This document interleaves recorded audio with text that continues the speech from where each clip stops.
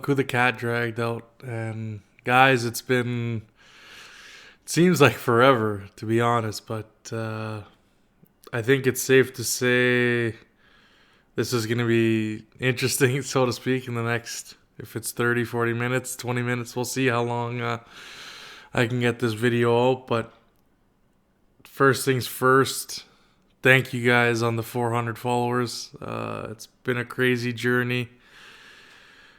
And that was something that kind of brought me back a little bit. We've had the Juve kind of past meets present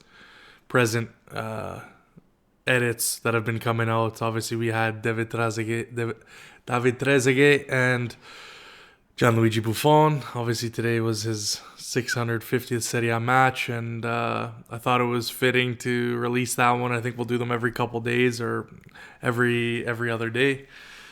So there's about 10 to come out. So you've got 2 of them already. You guys can do the math. But yeah, where have I been? It's funny. It seems like I keep having to do these videos. I know a little while ago I posted one, I think it was after about a week or 2. But yeah, just life's been difficult, with work and with just general, my feeling towards doing this, just being on the platform, and it's been tough finding the motivation to come on here and really, push content out for the particular games that have taken place now. It was a tough couple weeks with some cancellations, and I'm always going to bear the brunt of that because I should have done the proper planning. Screwed up a couple times with some guests that I think would have been great for the show, and it kind of slowed me up. I got 3 videos in waiting, and it's been interesting. Financially it's been difficult. I wanted to do a couple things that I wasn't able to do just because of how work is and how life is, the bills I have to pay, and it's been tough not being able to put that out and not being able to do the best that I think I can, and just the work-life balance and with the fact that I gotta also do this is getting difficult. So again, guys, like I always tell you, please support, drop a follow, drop a subscribe on YouTube. We got to get those numbers up. I'd like to be over 100 at least by the end of the year.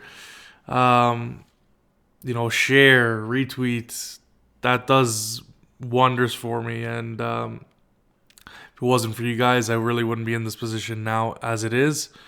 And I got to appreciate all the people that came out. Again, another thing that kind of motivated me was the poll. I don't even know what it was based on, but just the counts going head to head and getting the support that I did. I appreciate all of it, but I think for me it just comes down to putting out the content that I think you guys are gonna like. I've also noticed that there's been a lot of not copycats, but just a lot of just plain Jane content that maybe you guys really like, but it just, to me, to put it out it's nothing groundbreaking. Not that I'm saying what I do is, but it's just getting real boring. I look at how many of the logos, and a lot of the guys that have changed are good friends, I would say, and I respect. But then you get this whirlwind of everyone else in the so-called space, doing the same thing, and it's just I don't know. To me, it's always been, and I'm gonna have a couple little snippets of kind of why I was the way I was to certain people, and I've been in talks over DMs about settling things, so to speak. But I mean, to me, I don't get why that needs to happen. Now, further ado, I think we're going to get back to a regular schedule. please, guys, reach out. I'm gonna have a guest for the post Crotone, which just happened, and I think, yeah, that was a rough game for all of us, but we're gonna definitely talk about that. So I'm not gonna talk about that in particular on this one. Like I said, I got three podcasts that still haven't even come out. One being with Juve Daily, and that was a nice little interview talking about what he did. He was short. He was very short and sweet, to the point. So that one you guys are going to like. It's not too long of a video. I believe it was about 18 minutes. And then you're going to get I think, probably my best interview with La Vecchia Senora blog. And check him out if you haven't. Mason's a really nice guy, and I appreciate him coming on the show. And I apologize to all these guys for waiting, for taking this so long to launch these. And I also had on Napoli Sansone for the preview, and that was another thing. That game really screwed me over because I didn't expect that game to not go ahead. And we talked about our particular reasons. I mean, I think respectfully, I think it was the right way to go with the 3-0 if you whatever you want to call it, finalization, and then the 1 point deduction, because we played by the rules, and like I said, you'll hear my opinion in that video. But I think really, I kind of understand where the Napoli fan, like at least some of them, not Azzurri fangirl Phil. I mean, that guy literally tweets more about Juve than I think the top Juve accounts do. So it's just literally, it's just getting annoying. And I think a lot of you'll understand and you'll agree with that. But we had a pretty good conversation. I enjoyed it, and it really came down to me. The only thing we're gonna have to worry about, which really was the question that, if Napoli shows up and we see Cristiano getting the positive test, as well as Weston McKennie, and to me that's gonna open up a can of worms. Now, if we go and now we start seeing, 4, 5, 6 players on all these teams starting to get COVID, now you're really questioning whether the league is going to even continue. So that was kind of my concern. And like I said, I wanted that game to be played. I think it was going to be a good test for us. And I think it would really show us how we've kind of developed in the first 4 weeks, and unfortunately we're not going to be able to see that. So I guess the appeal is going to go through, whatever that means. I don't think anything's going to change. I think the protocol was followed by Juve. We did the right thing. We showed up to the stadium. That's all you can ask for. So to me, I think that's done and dusted. I think De Laurentiis is a con man. I think he's one of the worst Serie A presidents that there's ever been. Literally tried to play games with the league so that he could get a rematch on a favorable position. Let's talk about when they were going to reschedule it. I believe there was some shouts to be playing Napoli right before the Derby d'Italia against Merda, and I don't understand how anyone could see, whether you be a Juve fan or a Napoli fan, how that's reasonable at all. Because you put Napoli in the same situation where, let's say it's in front of a Champions League game or against Merda or a big team that's now in the running. You look at the top 4 as of today: Milan, Atalanta, Napoli, and Juve. Sassuolo is tied, but I believe they have a game in hand, so we'll see what happens tomorrow. But I think it's just ridiculous to even try and push that. Because like I told Sansone, who is also a college athlete, which is hilarious, and I'll let you guys find out in the episode, but it's not, I wouldn't say it's fair, because then it says, well, what's the precedent? So all these games are going to start being moved. What game who gets to decide? Well, Milan's now going to have a case that they should have had that other game moved, so that they already played. You have to set a precedent. And my take as well is, as a lot of others, is Serie A has always been dragging their ass on all these kinds of issues, and that's the main problem. They could have nipped it in the butt and said no, they have to show up. That's the bottom line. That's been proven now with the judge declaration that we've won 3-0 in that game. So I think that's pretty self-explanatory. I'm surprised it took as long as it did, almost a week for I don't know what. You had a lot of stupid commentary from the I guess if you want to call it in Canada, it's like kind of the premiers, your governor of your state or your premier of your province, kind of the, I guess they call it the president of the regione there, the region, was making some really asinine comments. And it's just continuous with Napoli. I mean, they want to try and be part of the big boys club, and they're unfortunately never going to get there. They're not important enough. Like I said, it's not even really a rivalry for us. To be honest, I think you ask most Juve fans, don't really consider it a rivalry. It's more of like your little brother nagging you all the time. And I think that's really all we can say about that one. But yeah, no, I've just been. It's weird. We get into the season, and I did La Panchina, which was, I think, a huge success. It was a lot of fun for me, and thankfully Roman's gotten better, and it was fun to talk with Graham and Albert, and I think we had some great content. That season preview was pretty awesome. Having a few guys do a bunch of the episodes, and again, I got to get better with that. I got to put those out on time. I got to come up with a schedule, and it's tough when you have different time zones and all this. And I know it's something I got to deal with, and I'm not trying to bitch to you guys and be like, oh, my life stuff, but I got to definitely figure that out. So we'll get that wrapped up. We're gonna get some of these. We have Champions League now midweek. We're gonna have another game on the weekend. So we're definitely going to get into that. I'm going to cover basically everything that I've missed. You're going to hear it out of my voice. You might like it. You might not like it. You might be bored.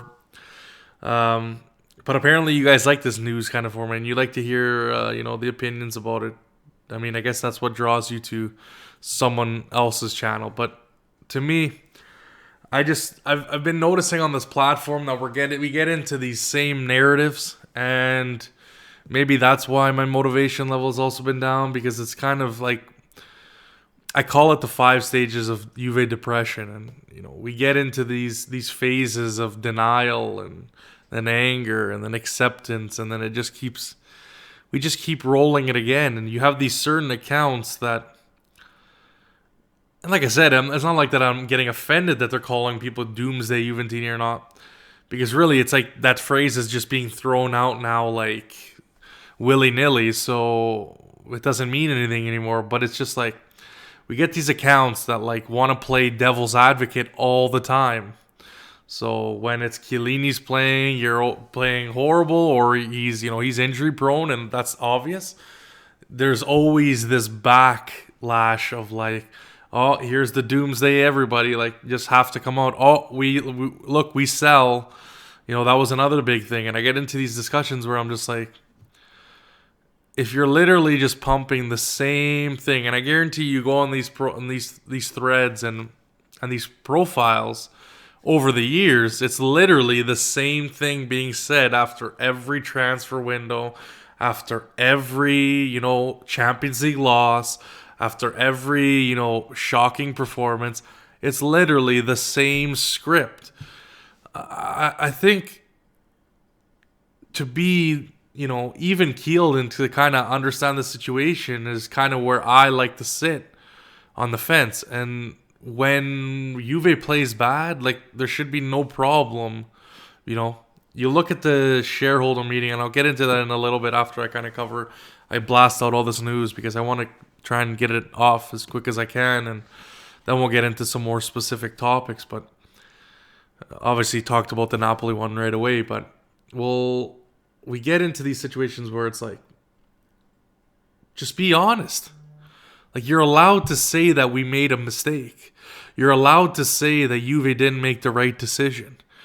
And I don't get what are you gaining from trying to say, no, it isn't that bad? Like, I don't understand. I really don't. Like, sure, you could say, well, what do you get at complaining about it? But there's a clear and obvious situation that's continually happening. And we leave Kadira in, and I'm gonna get in. We're gonna talk about all the transfers because I got to get my piece. You know, that was another big thing that I wasted away, was that deadline day, and there's been a lot of content kind of thrown away because, you know, certain people didn't show up and that I thought I had, you know, ready to go.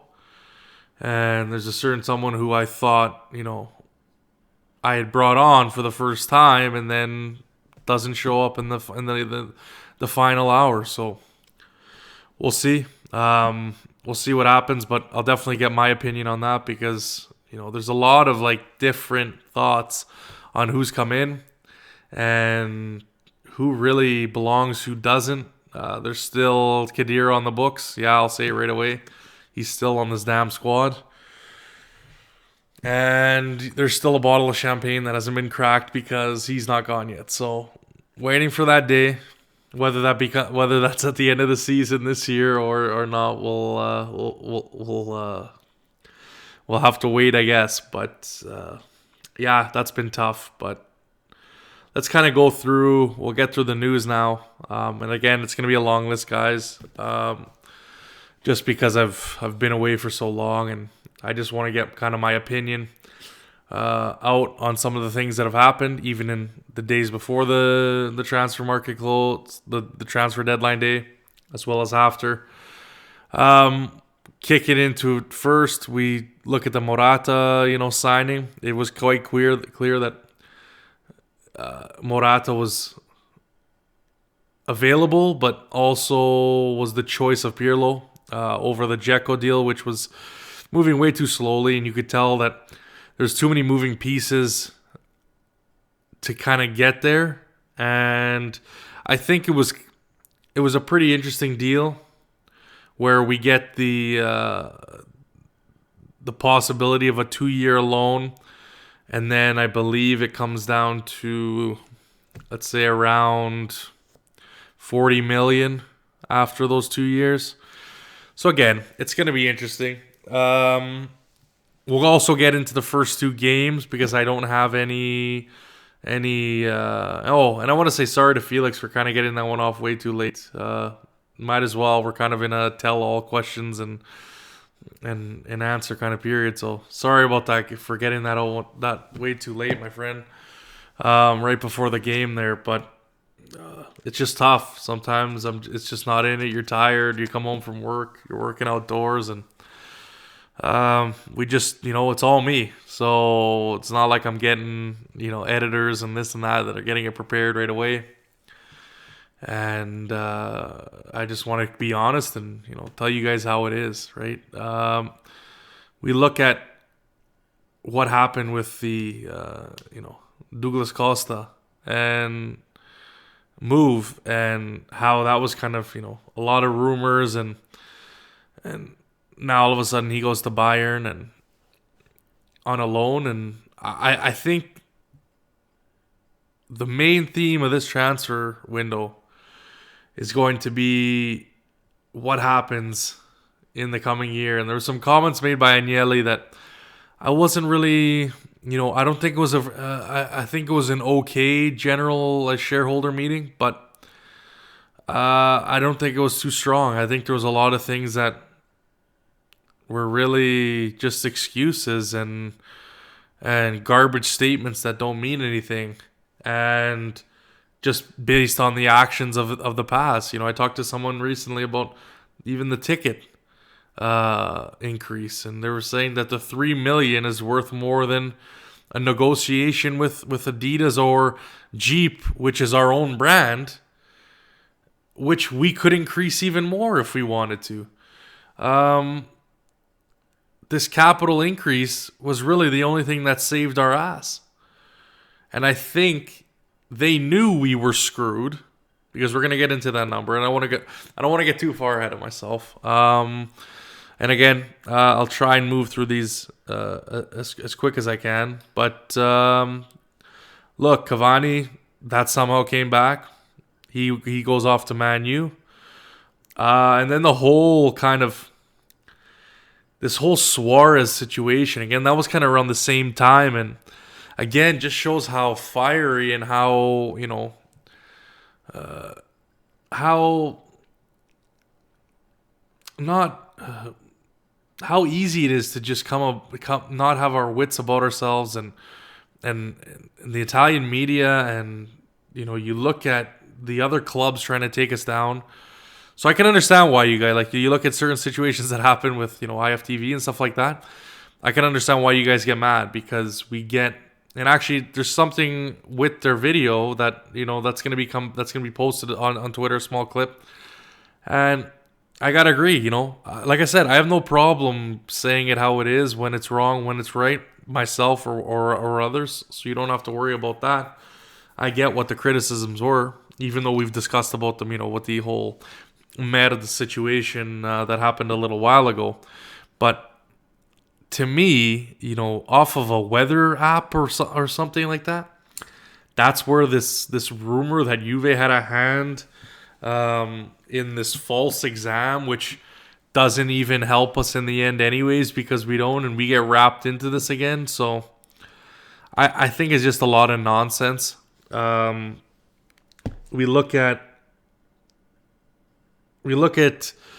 all these clubs trying to take us down, and it includes even in that Napoli situation. It's like, sure, you'd be saying the same thing would you be saying the same thing if the shoe was on the other foot? And no, you wouldn't. So you'd be wanting the games to be played as well. So it's a lot of nonsense, and really, the club, I think, has done a pretty good job, following, the protocols and stuff like that. There was even talks of Cristiano Ronaldo breaking his protocol, but I just think there's a lot being stirred up to, weather us and try and knock us off our podium. And I think as fans, you have to, back the club, support the club. I think for the most part, we've done a good job, like I said.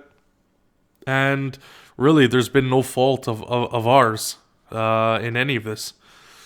And it's funny what happened in this game today, but like I said, I won't talk about it, but it's just funny how everything goes full circle. So we get into that, obviously, the first game, and we get Luca Pellegrini going to Genoa. Obviously, now he's had some COVID issues, as well as a couple other players, but just, I think, the wrong move. You look at bringing Frabotta in, and I think he did really well. But then to hear him not start, it's really been a whirlwind with Pirlo. And like I said, it's still early. There's lots to talk about, but I think there's some questions that we're seriously gonna have to answer. And getting rid of him, and how inept we are in terms of sales, I think it's something that really needs to be questioned. Now, I know there's been a list about 5, 6, 7 players deep of who we've actually sold. You got to remember, that's all accounting.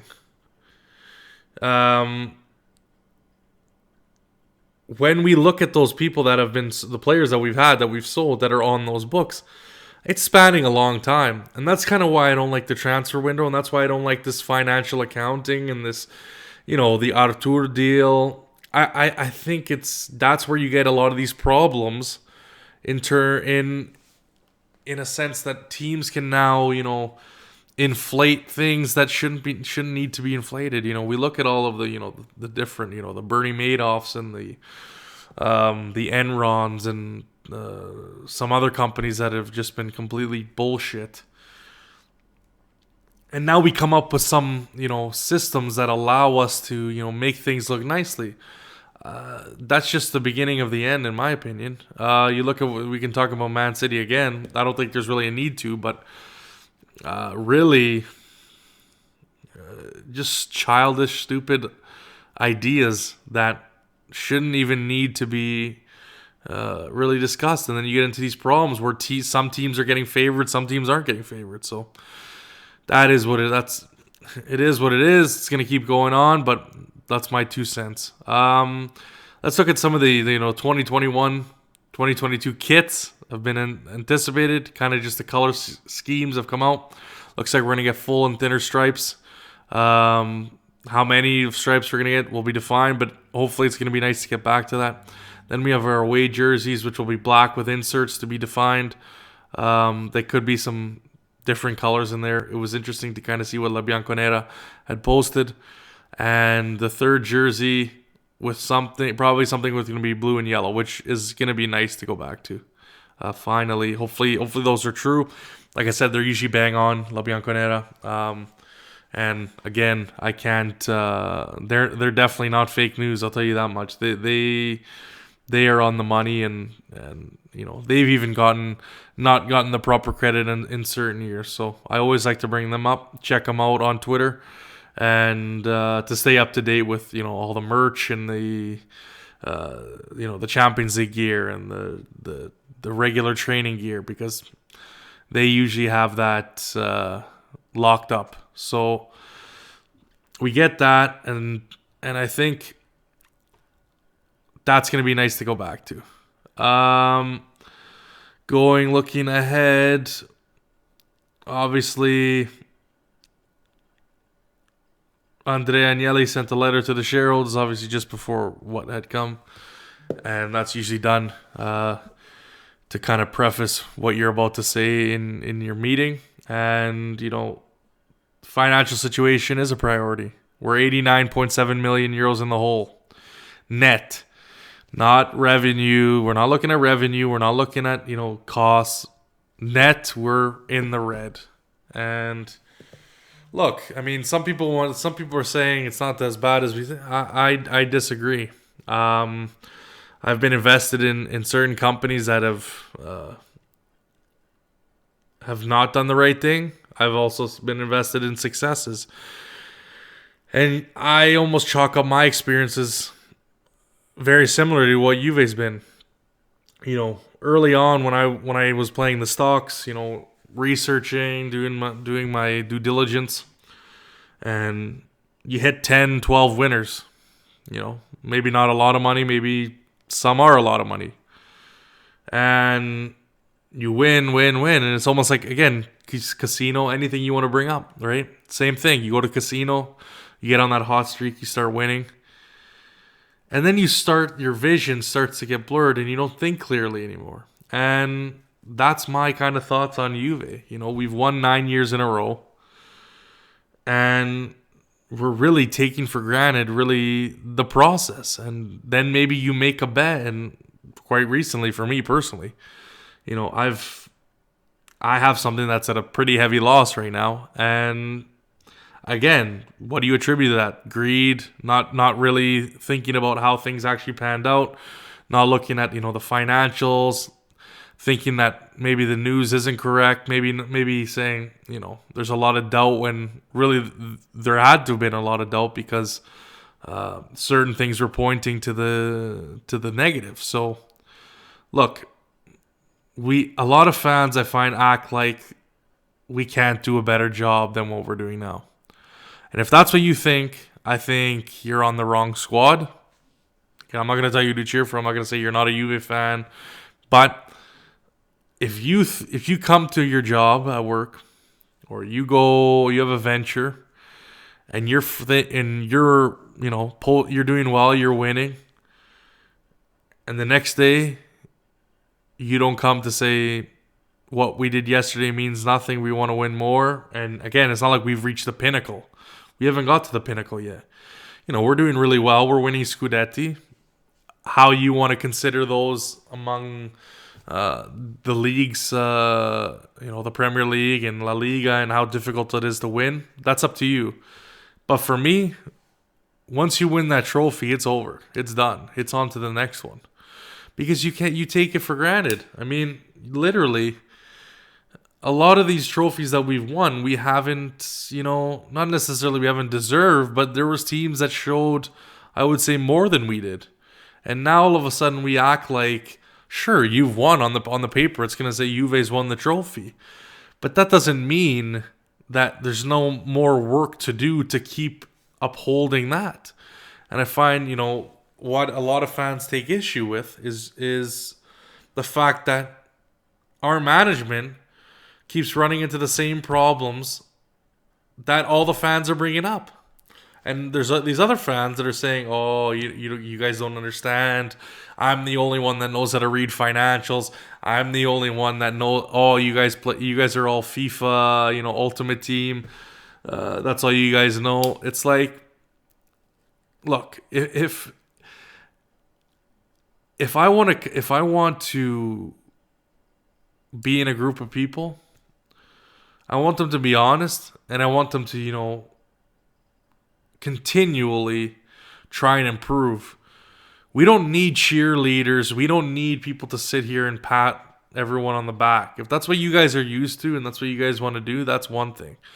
But to sit here and to go through the same shit, and this is why I say this 5 steps of UV depression, is we literally do the same thing every year. We literally accept what we're given. We bitch up. We get pissed off, and then we accept that we fucking are out, and then we get this new. Oh, look, we got a new shiny toy. Oh, look, Chiesa. Nothing against Chiesa. I'll get into that in a second. But to me, there's so much that hasn't been, achieved that now we like to make excuses for. So what was priority? They took a shot at saying that the Champions League was the priority. That got shut down immediately, and now all of a sudden it's like, okay, well, now it's not really a priority. It's always been a priority. It should be the number one priority, the number one objective. That's it. Scudetto, you want to go for. Always. That shouldn't even make the list. That should be an obvious, Scudetto. But, it is what it is. I find a lot of the time the club is too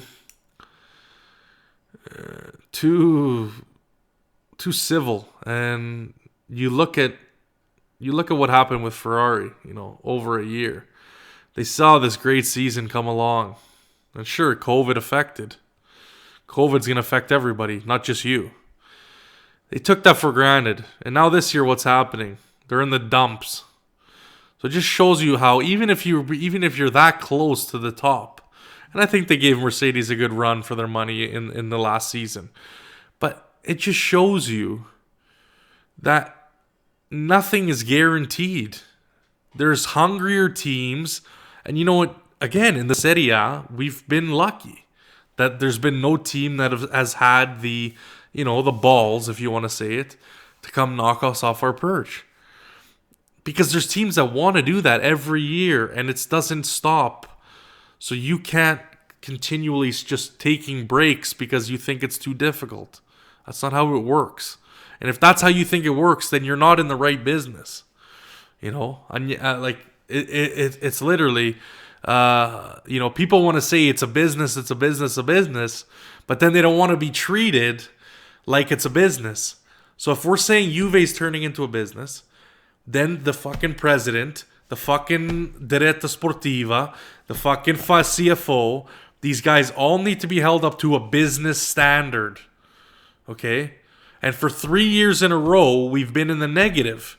So how are you guys thinking this is a success? Because you've won a Scudetto? If UEFA and FIFA actually fucking played their rules, we'd be out. Now you could say, oh yeah, it was COVID. We were negative 50 at the halfway point, and we needed salary reductions. We needed a $300 million injection. They also diluted shareholders' stocks by issuing another $300 million, I believe it was, in debentures. So guys, do your research and treat the club the way it should be treated. Okay? Everyone wants to be like, oh, let's be the cheerleaders on the sideline.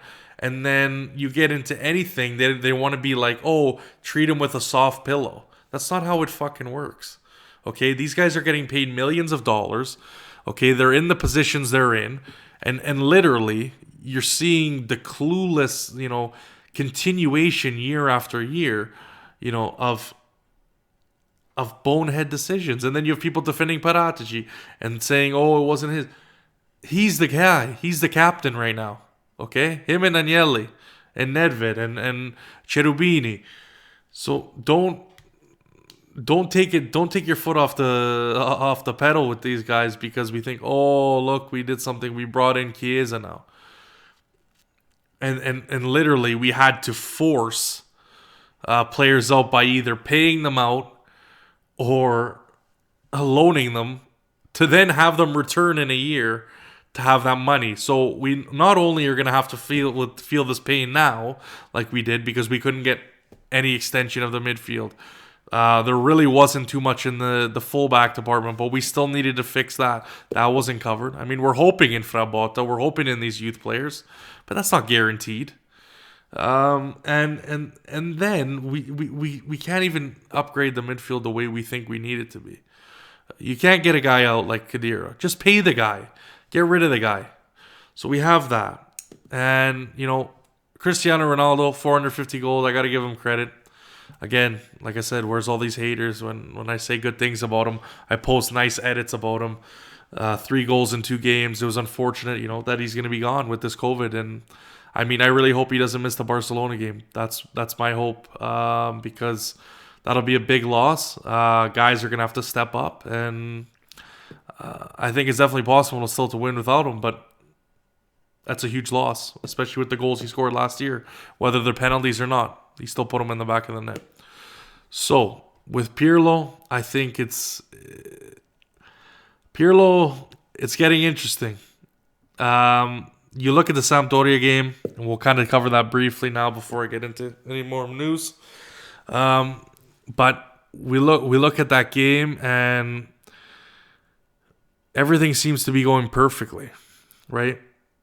Sampdoria had its moments, but for the most part, they were sitting back heavily, and we just had our way. And I thought it was a decent setup, even though we all knew the lineup was kind of strange. And you have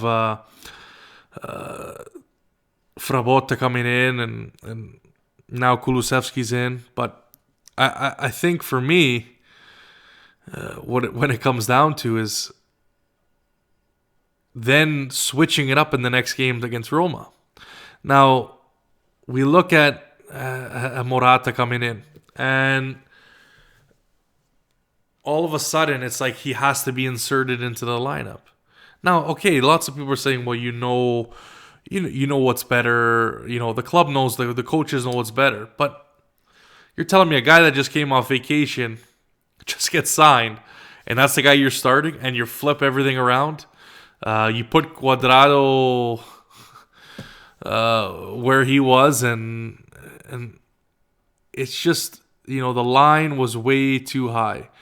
And in that Roma game, that's what it showed. And they took advantage of the counter. We were throwing so many players up that there was really no connection. It was just a flat line pushing the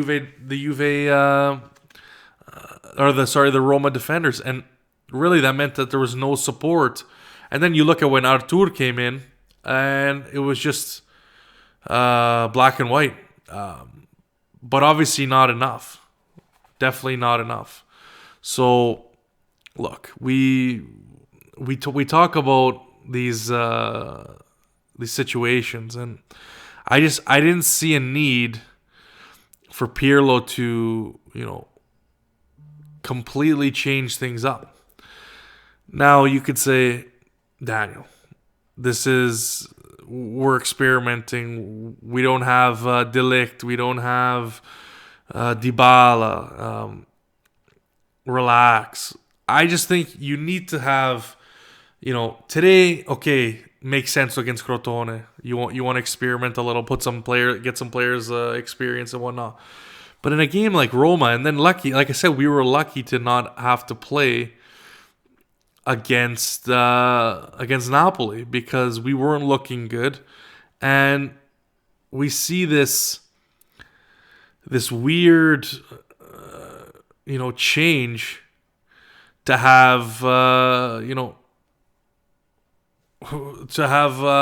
Kulusevski go to the wing. And I don't know, man. It's getting to the point where Pirlo needs to decide what he wants to do, figure out the formation that he wants. I mean, thankfully we haven't had to hear about Danilo. I'm kind of surprised because I was not looking forward to him being in that 3. I know it goes back into a 4 on defense. Don't worry, I get the formation, guys. But I'm still, the way he was playing before, it was not, I was not very enthusiastic about it. But I think in terms of the Roma game, it was really an eye-opener. And just, I mean, again, it's still early, but that Napoli game was supposed to see a team that could counterattack and still was playing really well. And is still playing really well.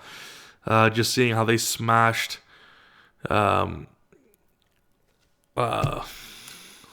Atalanta today. But let's see what happens. I mean, it's a long ways away. And I think with the players we have, this should still be no problem. I mean, today, Crotone should have been a win, but again, it is what it is. One good thing, if you, are for the love of Serie A maybe, or even just for in general the league being, taking a step forward, it seems like the 3 big clubs of Milan, Juve, and Merda, are really looking into getting on the same page in terms of the rights, the TV rights, how the league wants to grow. And I think, in general, it's we have to talk to, even the enemies and together all move forward to make more money. Now, that doesn't mean we have to, kiss anybody's ass and cheer for anybody. That's not what I'm saying. What I'm saying is, you got to know your market, and the way the Premier League made the deals they had and, got all that TV money, that really sets them apart from the world. You look at Everton, how well they're doing this year. They can, in a market like this, have free reign with the money coming in, and that really is going to separate themselves from other leagues around the world. And that's going to allow you to get ahead. So what we need to do is bring this image to a forefront and get some more damn money. Really, that's all it comes down to. In terms of looking at the transfers, because I don't see. Let me go through here a couple more things. We got rid of Perin, but we'll talk about that in a bit. Definitely still looking forward to having my buddies on to talk about the Champions League draw. It's been kind of hectic for all of us, kind of scheduling a time together. So I definitely want to have that, and I hope that we can not only enlighten you guys about what we think Juve is going to do, but some of the other groups. Seeing as the group stage was pretty spread out, I would say. So we'll see what happens there, and I hope you guys stay tuned and check that video out. In terms of the transfer market, we had a lot of interesting things go down. We had Rugani finally go. Thank God for that, Teren. We had De Sciglio sign finally with Lyon. And who else was on that list? We had Costa signing for Bayern. In terms of the age gap, phenomenal job in getting rid of, late 20s to, early 30s. With, obviously, everybody knows the Matuidi, Higuain, Pjanic were already gone at that point. But you get rid of Costa, who's injury prone at 30. I believe with a €6 million a year contract. So that's a big number off the books for now. And pretty much getting that. And like I said, the other pieces of the, getting rid of Rugani, getting rid of De Sciglio.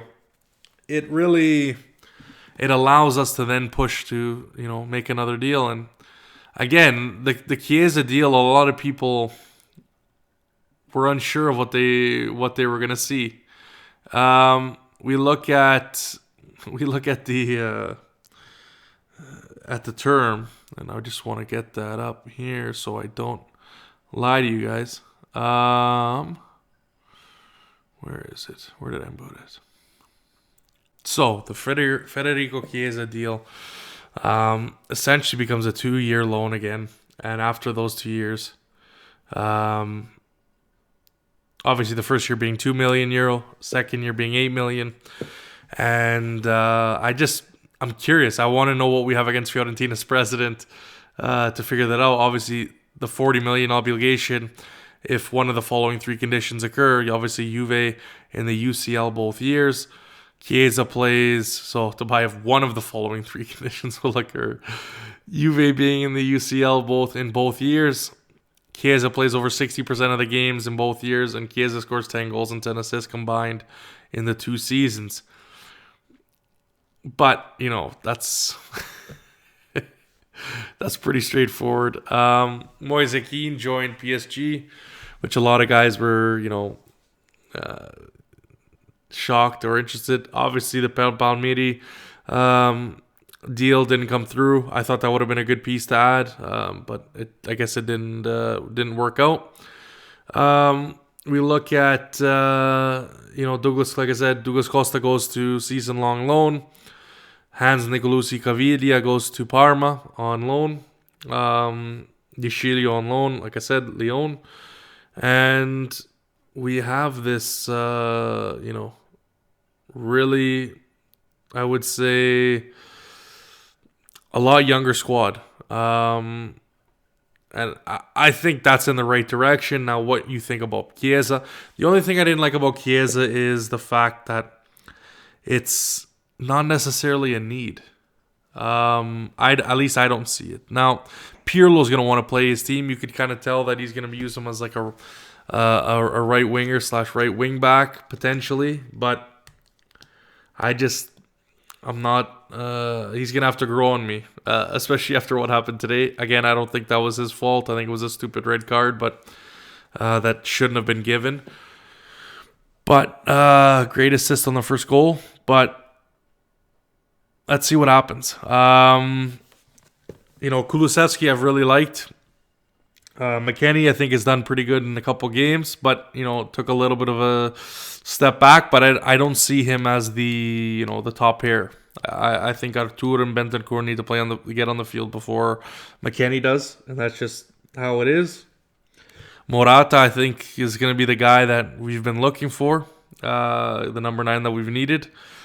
And if it doesn't necessarily work out, we have the option to send him back. So, I believe. So, to me, or at least it gives us some time in the next couple of years to not have to put that money to use and kind of get us back into financially a stronger rhythm. So, in terms of the transfer market, I want to say it's about a 7. I still think there needed to be improvements. I know it's difficult, but that's their job. That's their job. I kind of find it strange how people like to make excuses and say that, but we can't make sales. I know, but that's their job. Like that's what they're paid to do. So, like, people have difficulties all day. You go to your job, you have difficulties. You figure them out, you problem solve. Now all of a sudden it's like, everybody gets a pass. I wish all of us could get a pass at our work when we've done something not right or we couldn't solve something.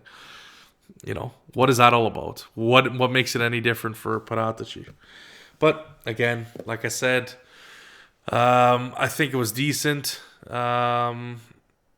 But I think there was definitely some things. Fullback, maybe there wasn't enough. Maybe it was just too difficult to move around. But, Telles goes to Man U. Cavani goes to Man U. We look at Suarez going to Atletico. We look at Dest going to Barcelona. Moise Kean going to PSG. and that kind of wraps up the transfer. So honestly, I think I'm going to say a 7. I think a 7 is a decent score.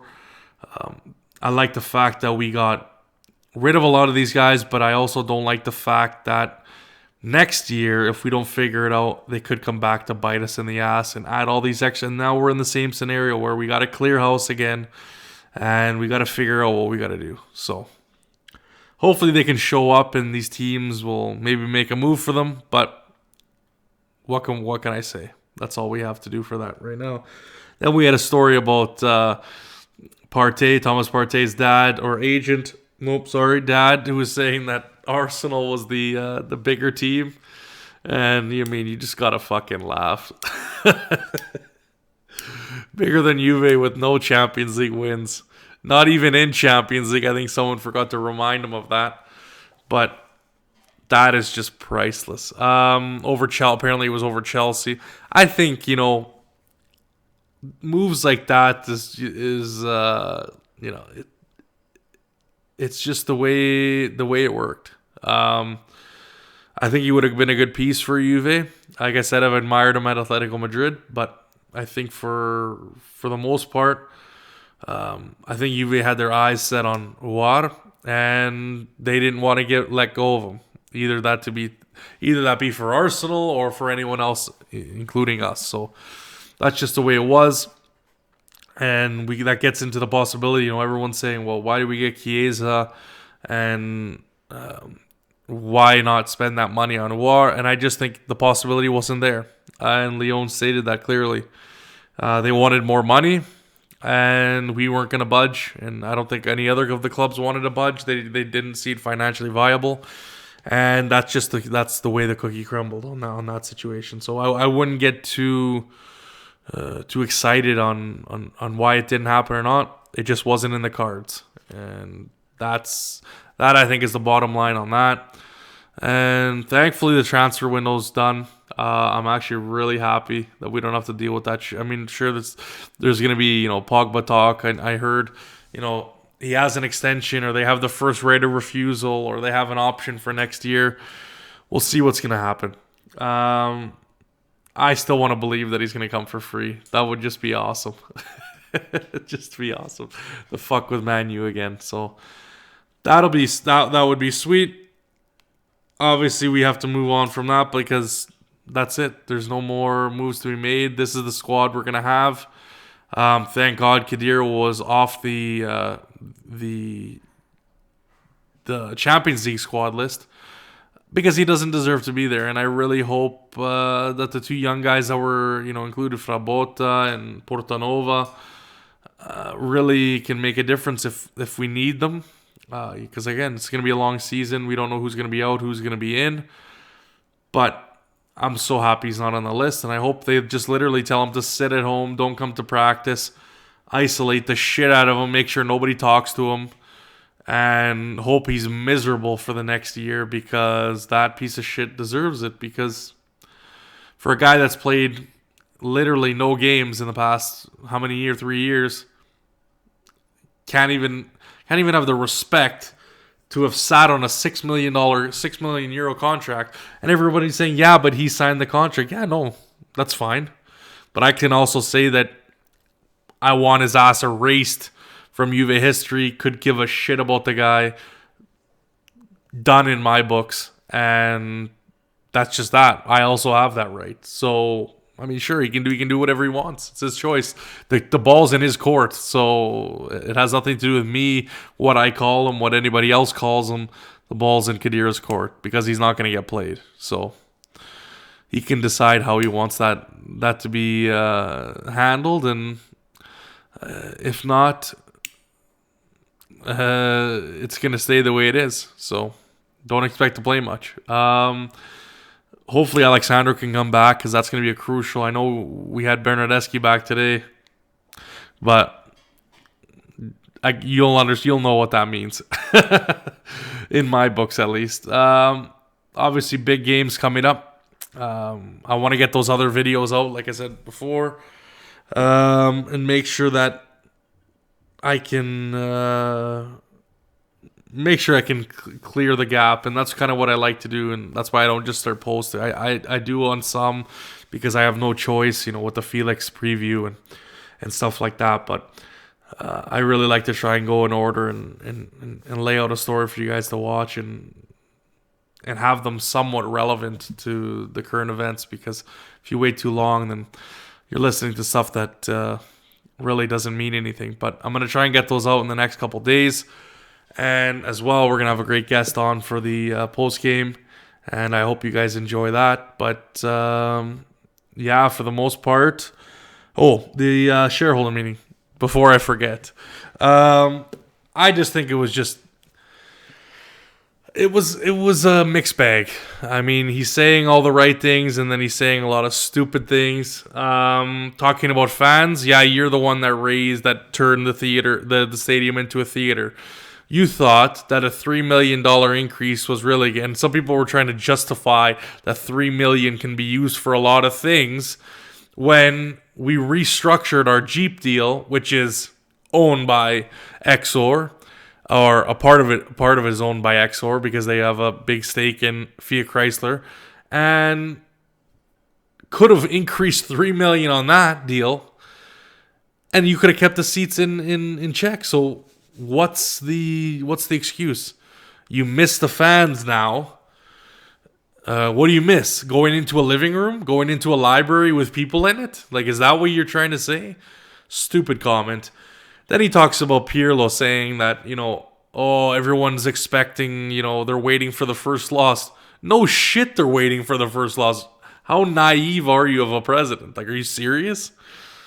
People want us to be, and if he's maybe talking about Juve fans, what do you mean waiting for them to take his first loss? So if you're talking about the media and you're talking about the fucking other teams, well, no shit, they want him to fucking lose. They want him to lose fucking 6 games. They want him to lose all 38 games.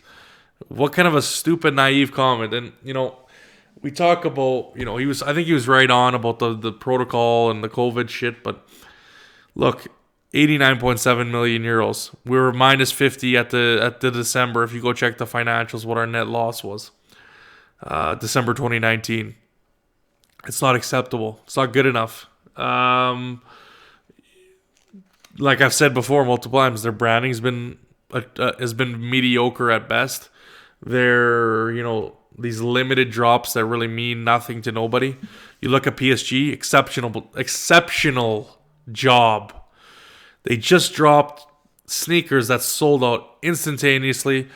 The line went crazy. In collaboration with the third kit that came out. Juve doesn't get on that. Juve is not smart enough to do that. And then it just comes down to the same thing. And we get into these discussions about, what Juve is doing right, what Juve is doing wrong. Like I said, I have that series. More of that's going to come out in the, I think my next video is going to be out in and around Christmas time. Just want to have to plan it and make sure that it comes off right. And I do a good job on it and not just slap something together. So I think for the most part, that kind of wraps up the